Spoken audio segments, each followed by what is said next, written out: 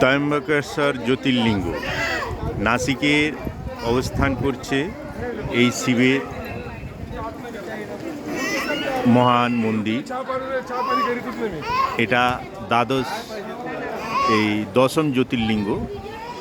12টা জ্যোতির্লিঙ্গের মধ্যে 10 নম্বর জ্যোতির্লিঙ্গ হচ্ছে এই ত্রয়ম্বকেশ্বর মহাদেব। এখানে মহাদেবের লিঙ্গ বলতে কিছু নেই। লিঙ্গের ভিতরে ব্রহ্মা বিষ্ণু মহেশ্বর তিনটে একসাথে এখানে বিরাজ করে। এখানে মন্দিরের ভেতর কালসর্প দোষও কাটানো হয়। এই ত্রয়ম্বকেশ্বর মন্দির বহুত পুরনো মন্দির, প্রাচীন মন্দির। দেখা যাচ্ছে বিভিন্ন জায়গা থেকে ভেঙে ভেঙে পড়ছে, গাছ হয়ে গেছে। খুব একটা মেনটেনেন্স কিছুই হয় না মন্দিরের, কিন্তু দশম জ্যোতির্লিঙ্গ হিসেবে খুবই নাম আছে ত্রয়ম্বকেশ্বর জ্যোতির্লিঙ্গ। পুরো মন্দিরটা চারিদিকে পাহাড় দিয়ে ঘেরা, দেখতে পাচ্ছেন। সামনে বিশাল পাহাড়, চারিদিকেই পাহাড় দিয়ে ঘেরা মন্দিরটা।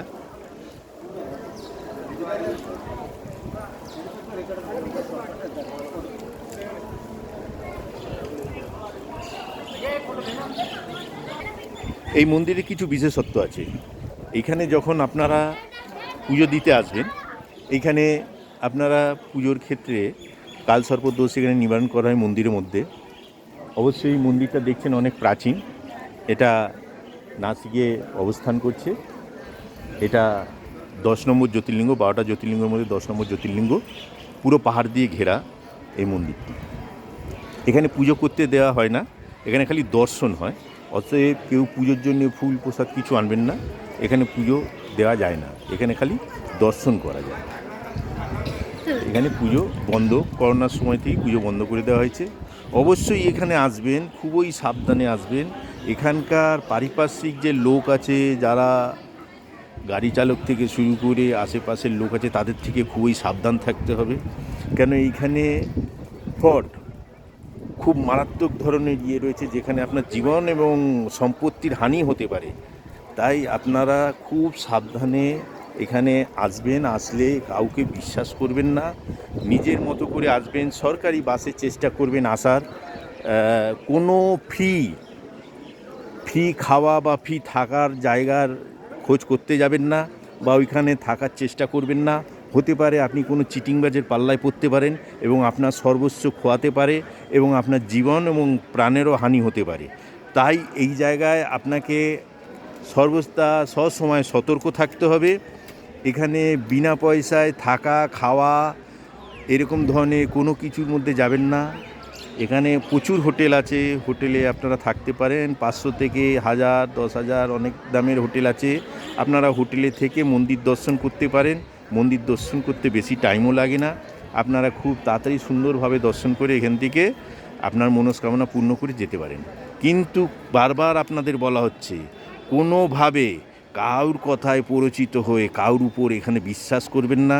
কোনো ধর্মস্থানে ফ্রিতে খেতে যাবেন না, থাকতে যাবেন না। তাহলে আপনার বিপদ, মারাত্মক ধরনের বিপদে পড়তে পারেন। আপনি অনেক অসুবিধায় পড়তে পারেন। কেন এটা একটা আলাদা জায়গা, মহারাষ্ট্র স্টেট। এটা মহারাষ্ট্রের স্টেটের মধ্যে পড়ছে। নাসিক জেলা থেকে, নাসিক স্টেশন থেকে 30 কিলোমিটার দূর এই ত্রয়ম্বকেশ্বর মন্দির।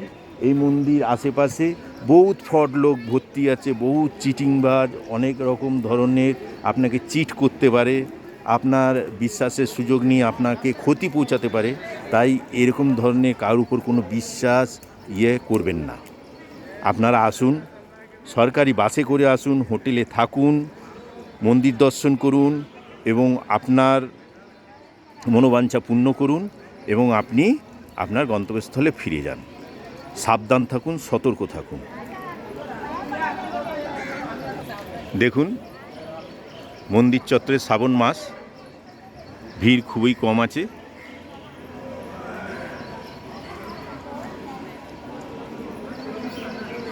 এই ত্রয়ম্বকেশ্বর মন্দির। চলুন, এরপরে আমরা আপনাদের নিয়ে যাব পঞ্চবটি। যেখানে রামায়ণের মেন ঘটনা ঘটেছিল সেই পঞ্চবটী।